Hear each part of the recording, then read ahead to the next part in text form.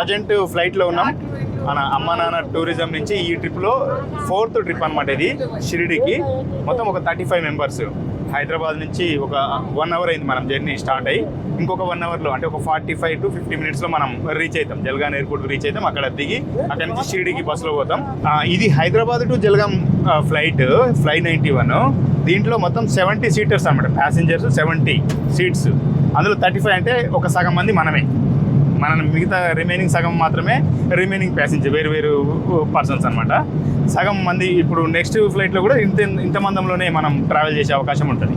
అమ్మ నాన్న టూరిజం నుంచి మా లక్ష్యం ఒకటే, ప్రతి అమ్మ నాన్నను ఒక్కసారన్న లైఫ్లో ఫ్లైట్ ఎక్కించాలి, వాళ్ళకి అదొక మధురానుభూతిని కల్పించాలని.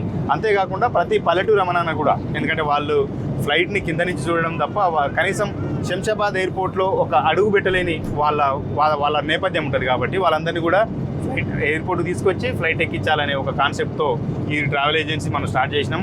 ఇప్పటికీ 4 ట్రిప్స్ కంప్లీట్ అయినాయి. ఫస్ట్, సెకండ్, థర్డ్, ఇది 4th ట్రిప్ అనమాట. ఈరోజు ఒక 35 మెంబర్స్తో జంబో ట్రిప్ అనమాట. నెక్స్ట్ మళ్ళీ ఏప్రిల్లో కూడా ఈ రకమైన ట్రిప్ ఉంటుంది. దాంట్లో కూడా మళ్ళీ మనం కలుసుకుందాం.